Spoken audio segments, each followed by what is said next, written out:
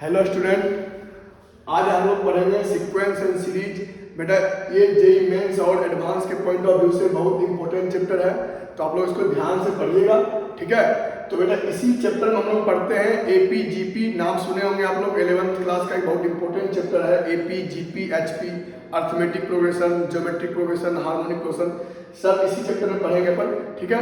तो हम देखते हैं फर्स्ट स्लाइड में, पहले बताएंगे आपको सीक्वेंस क्या होती है, फिर सीरीज क्या होती है, फिर अपन धीरे धीरे आगे बढ़ते हुए प्रोग्रेशन में जाएंगे। उसमें डिफरेंट टाइप ऑफ प्रोग्रेशन को हम लोग पढ़ेंगे यहाँ पे, ठीक है। देखिए फर्स्ट स्लाइड में, तो बेटा पहले बात करते हैं व्हाट इज सीक्वेंस। सीक्वेंस क्या होती है? सीक्वेंस बेटा अपन दो तरह से डिफाइन करते हैं, एक तो फंक्शन टाइप से और एक जनरल जो लिखा हुआ है a sequence is an arrangement of number in a particular order. ये जो लिखे हुए नंबर है वो सारे क्या है? एक सीक्वेंस है। जैसे मान लीजिए हम ये बात करते हैं, ये जो लिखी हुई है 1 3 5 7 9 अप टू इंफिनिटी तक, तो ये बेटा क्या है? एक सीक्वेंस है। ये सीक्वेंस क्या है? Sequence of odd natural number 1 3 5 7 9। Similarly बेटा ये बात करें, लास्ट वाला ये वाला पॉइंट बात करें आप, ये क्या लिखा है 1 4 9 16 25। बेटा ये क्या है? Sequence of square of natural number. बेटा नेचुरल नंबर क्या होती है? नेचुरल नंबर क्या होती है? बेटा ऐसे नंबर जो ये 1 से स्टार्ट हो, 1 2 3 4, आप देखिए ये जो लिखी है क्या है? और नेचुरल नंबर, और ये क्या है? नेचुरल नंबर का स्क्वायर, 1 का स्क्वायर कीजिए तो 1, 2 का स्क्वायर कीजिए तो 4, 3 का स्क्वायर कीजिए तो 9। बेटा ये सीक्वेंस है square of n natural number. बेटा ये तो है कोई जनरल डेफिनेशन। एक सीक्वेंस क्या होती है? एक sequence is an arrangement of number in a particular order. बेटा इसको हम फंक्शन के रूप में कैसे डिफाइन करते हैं? कोई बच्चे यदि फंक्शन के बारे में कुछ जानते हैं थोड़ा बहुत, तो बेटा इसको एक फंक्शन के रूप से डिफाइन करते हैं। वो कैसे है? A sequence is a function who is domain in the set N of natural number. मतलब बेटा मान लीजिए कोई ये आपकी फंक्शन गिवन है y इक्वल टू x, तो वैल्यू ऑफ x क्या होती है? वैल्यू ऑफ x वो बेटा एक डोमेन होती है। वैसे वैल्यू जिसको यहाँ पर हम पुट कर सके उसको हम लोग डोमेन बोलते हैं। कभी कभी ऐसा होगा, जैसे मान लीजिए आपको y इक्वल टू लिखा हुआ है x plus 1 upon x minus 2। बेटा इसमें आप 2 पुट कर सकते हैं। क्या 2 पुट करेंगे तो डिनोमिनेटर क्या हो जाएगा? 0। डिनोमिनेटर 0 हो जाएगा, समथिंग अपॉन 0 नॉट डिफाइंड। तो हम इसको फंक्शन नहीं बोलेंगे। समझ रहे हैं क्या बोलना चाह रहे हैं? x के वो वैल्यू जो इक्वेशन सेटिस्फाई करे उसको हम लोग क्या बोलते हैं? डोमेन। और उसके करस्पॉन्डिंग बेटा x के एक वैल्यू करस्पॉन्डिंग यदि एक y का एक वैल्यू ही मिले, ठीक है, तो आप उसको फंक्शन बोलते हैं। फॉर एग्जांपल मान लीजिए आपके दो एग्जांपल लिखते हैं y equal to x square.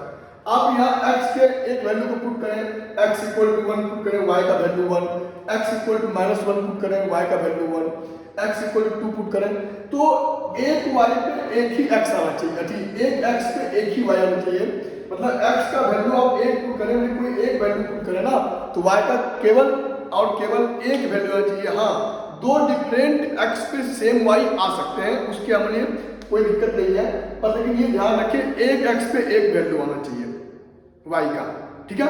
ऐसा नहीं होगा मान लीजिए कि ये लिखा हुआ है y square equal to x, तो y क्या हो गया? Plus minus x plus minus x। बेटा आप x का वैल्यू रखे, आपको मान लीजिए कोई वैल्यू रखे x इक्वल टू आप रखे 1, x को जब आप 1 रखते हैं तो y के 1 वैल्यू करस्पॉन्डिंग y के दो वैल्यू आ रहे हैं, +1 एंड -1। आप यहाँ देखिए y कितने वैल्यू आ रहे हैं? +1 एंड -1। बेटा इसको हम क्या बोलेंगे? फंक्शन नहीं बोलेंगे। x के एक वैल्यू करस्पॉन्डिंग y का एक ही वैल्यू आए, लेकिन हमें क्या और बोलना है? x के दो अलग अलग वैल्यू के लिए सेम y आ सकते हैं। फॉर एग्जांपल इसमें देखिए x को आप 1 पुट करें तो y आएगा आपका +1, x को आप -1 भी पुट करें तो आपका y आएगा +1। दो x के दो अलग अलग x के लिए सेम y आ सकते हैं, तो बेटा इस टाइप को हम लोग बोलते हैं फंक्शन।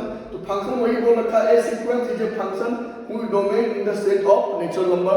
तो बेटा कभी क्या हो गया, आपको एक सीक्वेंस की n टर्म डिफाइंड होगी तो आप उसको उसके सारे टर्म को निकाल सकते हो। बेटा ये जो लिखी हुई है ना 1 3 5 7 9, ये सब क्या हुआ? सीक्वेंस के टर्म हुए। फॉर एग्जांपल ये वाला क्या हुआ? First term, second term, third term, fourth term, fifth term, ऐसे करके। मान लीजिए बेटा A1 A2 A3 A4 dot dot dot infinite तक। बेटा जो A1 होता है इसको बोलते हैं first term of the sequence, इसको बोलते हैं बेटा first term of the sequence.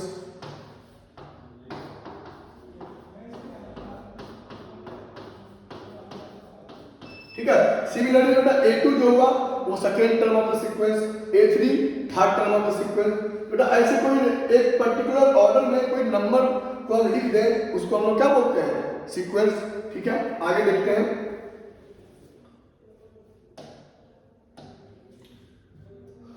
Give first three term of the sequence defined by an equal to n upon, बेटा ये थोड़ा मिस्टेक है, n स्क्वायर प्लस 1 है, सॉरी।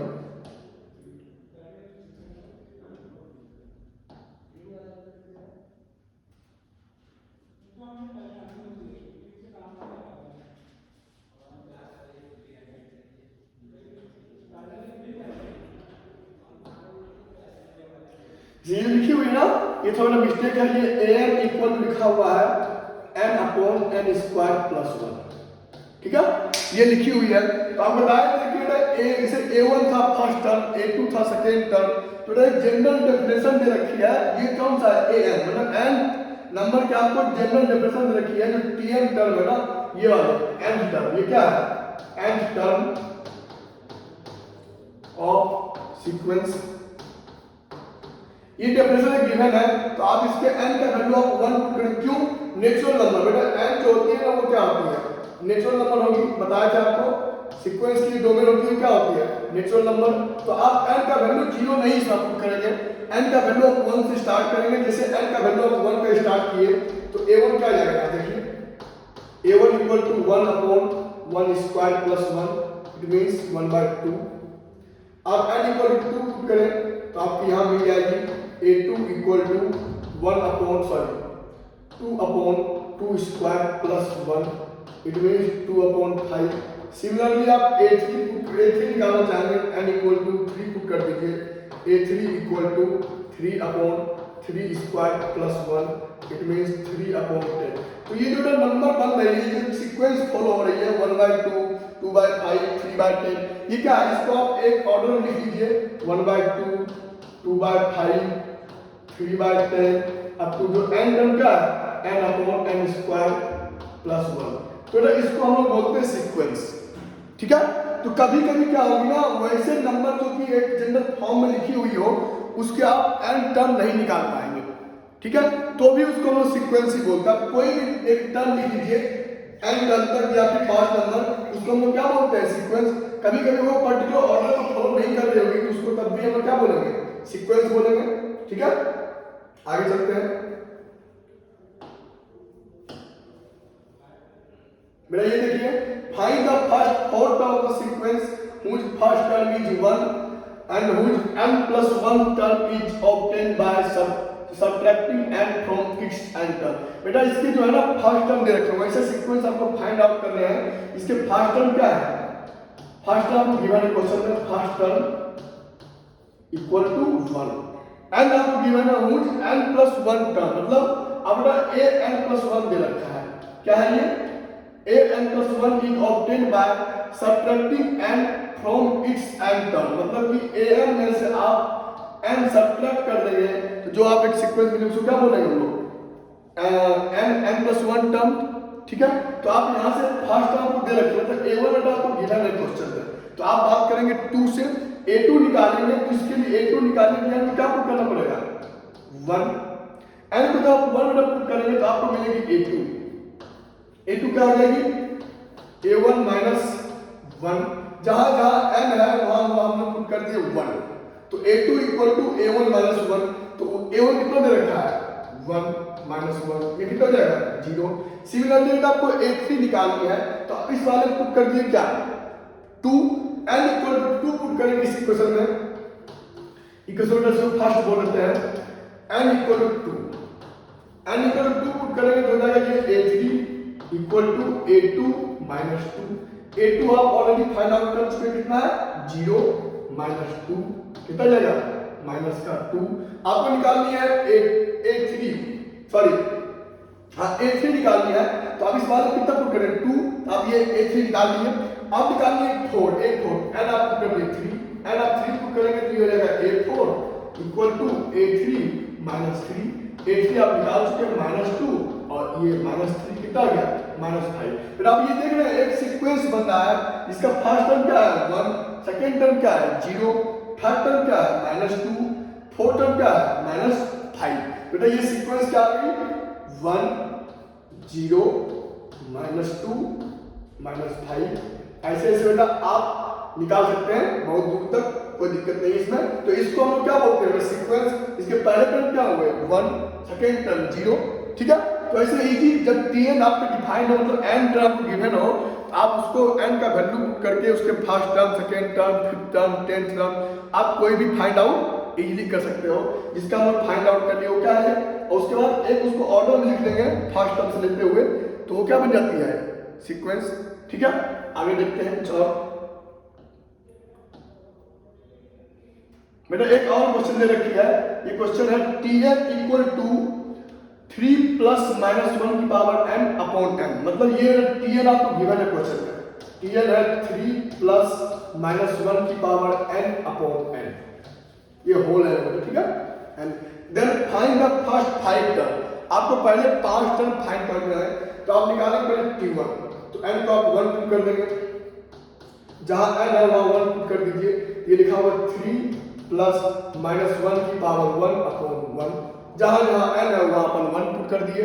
तो आप ये t1 कितने ले रही है -1 की पावर 1 -1 3 -1, एक लाइन और लिखते हैं 3 -1 अपॉन 1, ये कितना गया आपका 2। सिमिलरली आप फाइंड आउट करते हैं t2, n equal to 2 put कर दीजिए, n इक्वल टू 2 पुट करेंगे t2 अब क्या आएगी 3 + -1 की पावर 2 अपॉन 2, जहां जहां n है वहां अपन 2 पुट कर देते हैं। तो ऐसे निकालते हैं tn बेटा आपके गिवन है, तो आपको t1 t2 t3 t5 का निकालनी है। ये तो इजी है, आराम से आप कर सकते हैं। जहां n है वहां 1 2 3 4 5 तक पुट करेंगे, जो वैल्यू आएगी उसको एक ऑर्डर लिख देंगे, उसको क्या बोलेंगे अपन सीक्वेंस, ठीक है।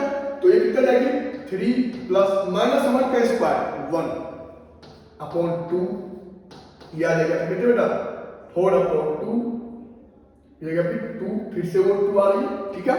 आप निकाले n इक्वल टू 3, तो आप कहेंगे t3 कितने जाएगी t3, जहां 1 है n है वहां 3 पुट कर दीजिए,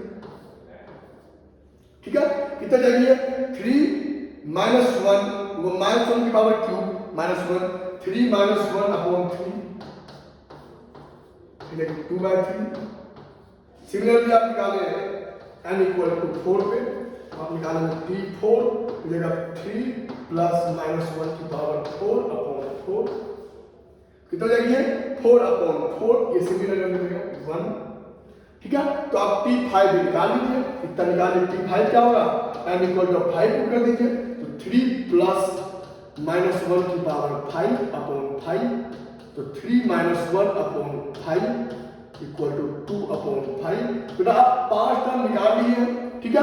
तो बस देखिए आप जहां n है यहाँ 1 था तो 1 1 2 2 3 3 4 4 5 5, बस n का आपको चेंज करना है, जो जो वैल्यू आते जाएंगे आप लिख जाइए। इसको हम एक ऑर्डर में देते हैं, पहला टर्म 2 आया, दूसरा टर्म फिर से 2 आया, तीसरा टर्म 2/3 आया, चौथा टर्म 1 आया और पांचवा टर्म 2/5 आया। यही क्वेश्चन में था, फाइंड द फर्स्ट 5 टर्म। तो हमने फर्स्ट 5 टर्म फाइंड आउट कर लिए इजीली। ये क्या है, ये एक सीक्वेंस हो गया, ठीक है। आगे देखते हैं बेटा, आप सीरीज, जिसका नाम था सीक्वेंस एंड सीरीज। सीक्वेंस तो अपन देख लिए, ठीक है। अब आती है बात सीरीज की। सीरीज कुछ नहीं होता है, जो सीक्वेंस लिखी हुई है ना, जो नंबर, उसको आप ऐड कर दीजिए, सारे नंबर को ऐड कर दीजिए, एक नंबर जो फॉर्म है उसको क्या बोलते हैं हम लोग सीरीज। मान लीजिए A1 A2,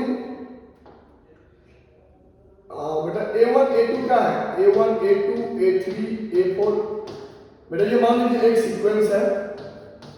तो सीरीज क्या होगी इसका, सबका सम, सिंपल कुछ नहीं, A1 + A2 + A3 + इनफाइनाइट तक। तो यही लिखा हुआ है, if A1 A2 A3 up to AN is a sequence, then the expression A1 + A2 + A3 up to AN is a series, ठीक है। यहाँ बेटा ए एन ले लीजिए आप, ए एन तक है मान लीजिए सीक्वेंस, तो ये सारे टर्म को हम ऐड कर देंगे तो वो क्या बन जाएगा, एक सीरीज इजी। ठीक है, आगे देखते हैं, यही होता है सीक्वेंस एंड सीरीज। आगे बात है प्रोग्रेशन की। बेटा ये कोई जरूरी नहीं है कि हर एक कोई सीक्वेंस आपकी प्रोग्रेशन हो।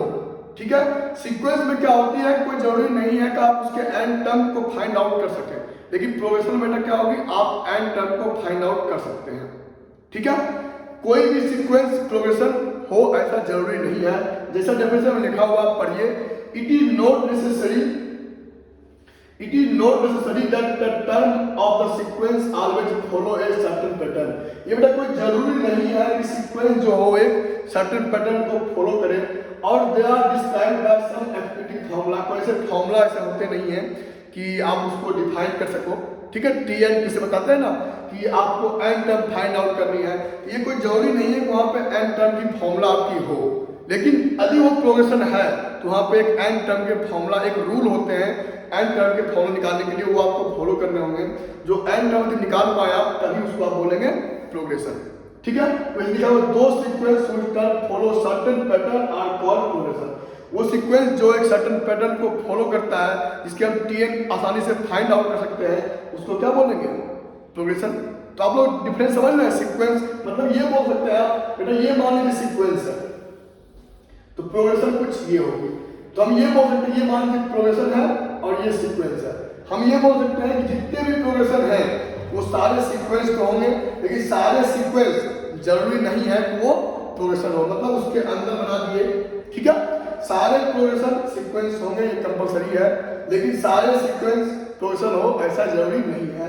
अकॉर्डिंग टू आपको बता दें, यहाँ पे जो डेफिनेशन लिखी हुई है उसका मतलब यही है। ठीक है, आगे चलते हैं बेटा, वही बात करेंगे प्रोग्रेशन की आप। तो पहला यहाँ पे आता है, प्रोग्रेशन में तीन टाइप के प्रोग्रेशन होते हैं। मान लीजिए कि एक होती है एपी प्रोग्रेशन, क्या होते हैं एपी अर्थमेटिक प्रोग्रेशन, एक होती है जीपी, नाम तो सुने होंगे, इसी को अपन पढ़ने जाएंगे आगे। एक होता है एपी, एक डीपी, एक होती है HP. Arithmetic progression, geometric progression and harmonic progression. तो आप डिटेल में बताएंगे, एपी में अलग पढ़ाएंगे, जीपी अलग बताएंगे, एचपी। तो आगे देखते हैं, पहले हम एपी पढ़ते हैं, बाद में हम लोग जीपी और एचपी पढ़ेंगे। ठीक है, पहले देखते हैं एपी के बारे में। AP arithmetic progression. AP A sequence is called an arithmetic progression. मतलब बेटा एक सीक्वेंस जो होगी वो अर्थमेटिक प्रोग्रेशन तब होगी जब उसके दो कंजुगेटिव, अब कोई दो नंबर सेलेक्ट करें, मतलब फर्स्ट और सेकंड कंजुगेटिव वाले, उसके डिफरेंस मतलब second minus first, third minus second, fourth minus third, ये सारे सेम होने चाहिए। समझिए, वही लिखा हुआ है, a sequence is called an arithmetic progression if the difference of the term and the previous term is always same. बेटा मान लीजिए ये लिखा हुआ है कुछ इस टाइप का, A1, A2, A3, A4, A5 up to AN तक। ठीक है, तो ये एक सीक्वेंस हुई, इसको हम लोग एपी तब बोलेंगे जब इसका जो होगा A2 minus A1 equal to होगा A3 माइनस A2 के, इक्वल टू होगा A4 माइनस A3 के, इक्वल टू होगा AN माइनस 1 के। मतलब समझे, वही लिखा हुआ है, a sequence is called an arithmetic progression if the difference of the term and the previous term is always same। तो देख रहे हैं आप, ये यदि सेम हो जाए, मान लीजिए इसको हम डी बोलते हैं, इसको बोलिए ये भी आपके डी हुए, ये भी डी हुए। यदि सारे सेम हो, कोई नंबर हो जो सारे सेम हो, तो उसको हम लोग क्या बोलते हैं, एपी। तो ये लिखा हुआ है एंड दैट डिफरेंस, जो ये डिफरेंस है ना, ये डिफरेंस, इसको क्या बोलते हैं हम लोग, common difference of the AP, and that difference is called as common difference of AP and it is denoted by a small d। ठीक है, values of d may be positive, may be negative और 0। ये depend करता है कि आपके AP कैसे लिखे हुए हैं। दो टर्म कंजिक्यूटिव वाले टर्म को आप लोग चूज करेंगे, कोई भी दो टर्म जो कंजिक्यूटिव हो AP के, उसको आप चूज करेंगे। जब उसको सब्ट्रैक्ट करेंगे तो वो हमेशा सारे कंजिक्यूटिव टर्म के सबसेक्शन के सेम आने चाहिए। समझ गए? ऐसा नहीं कि मान लीजिए कि A1 A2 A3 लिखे हुए हैं इस करके, जैसे कोई पूछे आपसे बेटा ये जो सीरीज लिखी है, सॉरी सीक्वेंस लिखी हुई है, ये एपी में है क्या, तो आप एपी में बेटा तब होंगे जब कोई भी दो चूज करें। मान लीजिए A2 माइनस 1 आया, A1 को किए, ये मान लीजिए आया 3, कुछ नंबर आया 3, ये भी किए, ये दोनों चूज किए, आया 3, घटाए A2 minus A3, A3 minus A2, A3 आया, और ये वाला बेटा माइनस किया ना A5 माइनस A4, ये मान लीजिए 4 आया, इसको हम लोग एपी नहीं बोलेंगे। तो सारे सेम होने चाहिए। आपको क्वेश्चन में भी गिवन होगा कि ये एपी में है सीक्वेंस, तो आप इजीली बोल देंगे कॉमन डिफरेंस होगा, आप एक ही को निकालेंगे और बोलेंगे वही उसका कॉमन डिफरेंस होगा। यदि क्वेश्चन में एपी गिवन नहीं है कि ये सीक्वेंस जो है एपी नहीं, मतलब कि आपको चेक करनी होगी एपी है कि नहीं है, तो जितने टर्म वहाँ पे क्वेश्चन में गिवन होंगे वो सारे दो को आप पकड़ेंगे और देखेंगे कि second minus first equal to third minus second. यदि ऐसा हो रहा होगा तभी उसको हम लोग क्या बोलेंगे, एपी। ठीक है, आगे चलते हैं। वही बेटा बताया जो एपी का जो होता है ना प्रीवियस टर्म और उसके पहले वाले, मतलब कि difference of the term and the previous term, ये हमेशा सेम होगी, तभी उसको हम क्या बोलेंगे, एपी। आगे चलते हैं।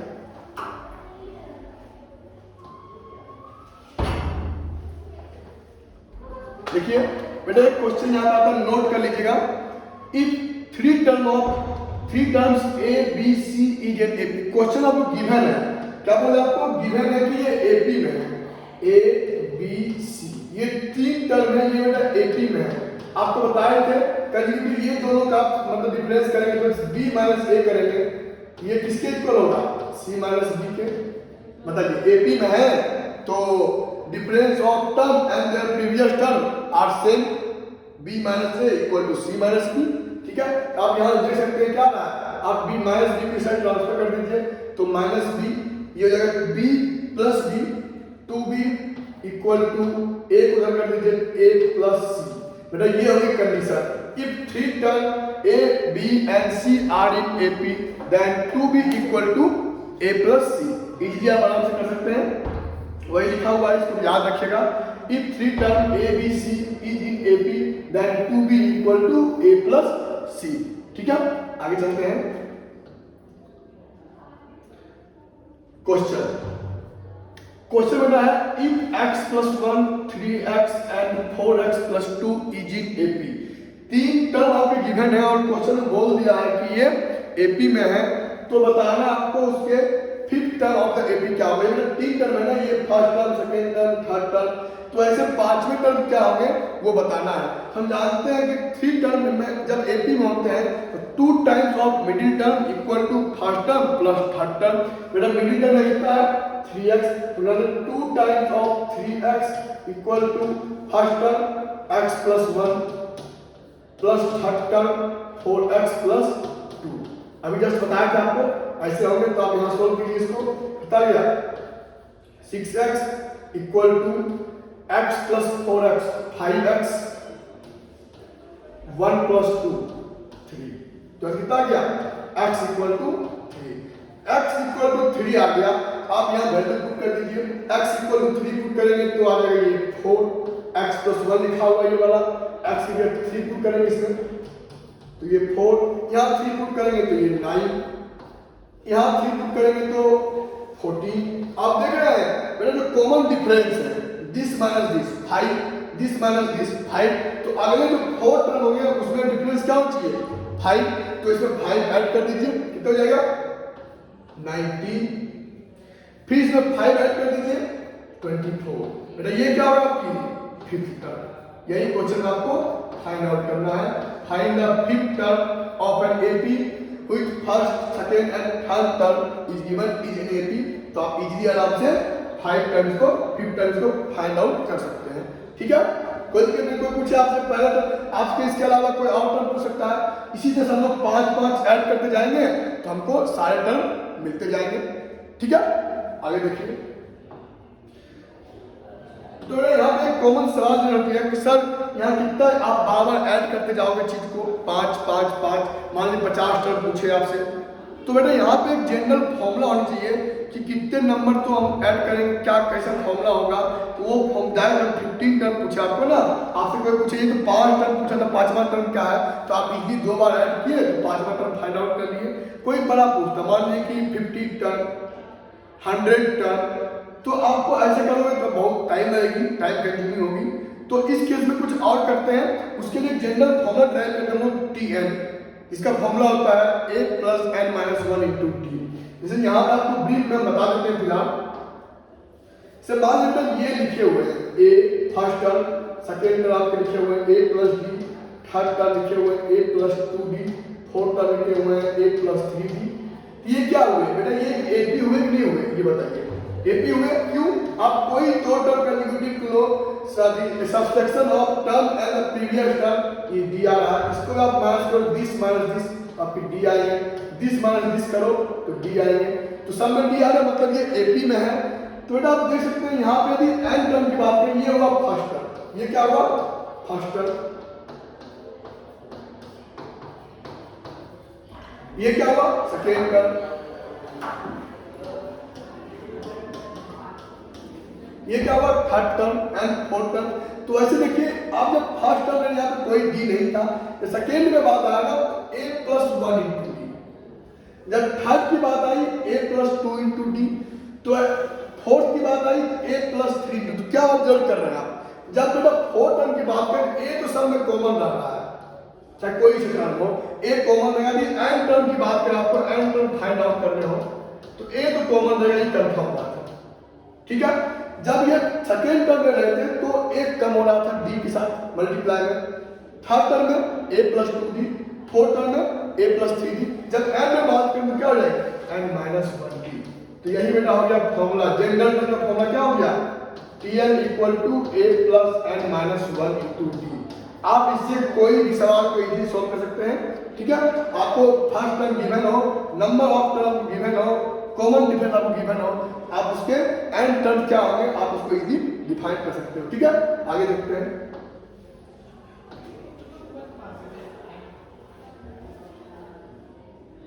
ठीक है बेटा। तो आगे जो है ना अपन नेक्स्ट क्लास में पढ़ेंगे।